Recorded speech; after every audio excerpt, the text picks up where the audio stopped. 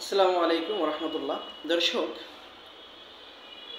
আজকে বাংলাদেশ ইসলামী ছাত্র শিবির যে চমক দেখিয়েছেন তা ইতিহাসের শ্রেষ্ঠতম একটা চমক। আপনারা জানেন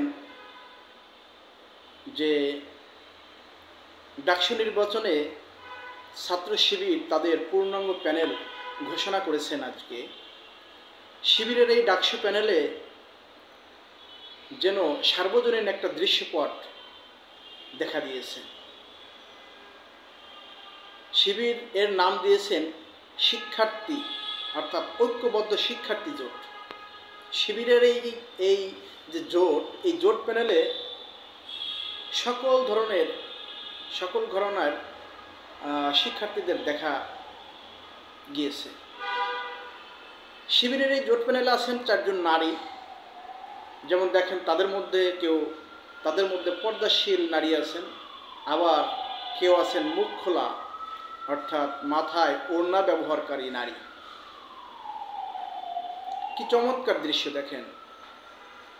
জুলাই যুদ্ধের সময় যারা হাতে হাত রেখে যুদ্ধ করেছেন, এখানে সব ধরনের নারীরা কিন্তু রাস্তায় নেমে এসেছিলেন।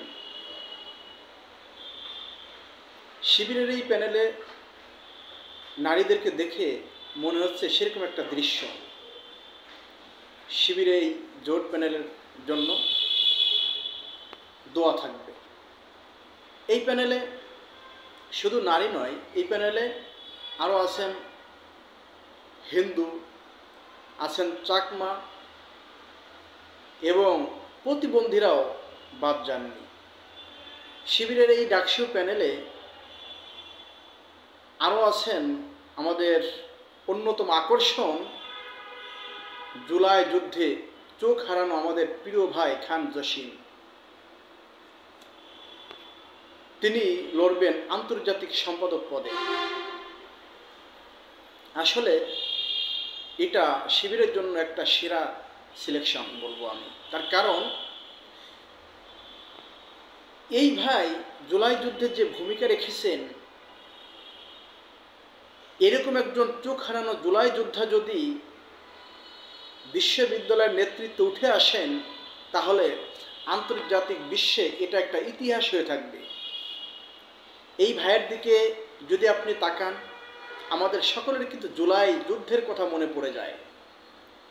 শুভকামনা থাকবে এই ভাইয়ের জন্য, দোয়া থাকবে সবসময় আপনার জন্য, এবং দোয়া থাকবে বাংলাদেশ ইসলামী ছাত্র শিবিরের মাধ্যমে যেই ঐক্যবদ্ধ শিক্ষার্থী জোট গঠন হয়েছে, এই ঐক্যবদ্ধ শিক্ষার্থী জোট নামে এই প্যানেলে যারা প্রার্থী হয়েছেন, আপনাদের জন্য শুভকামনা।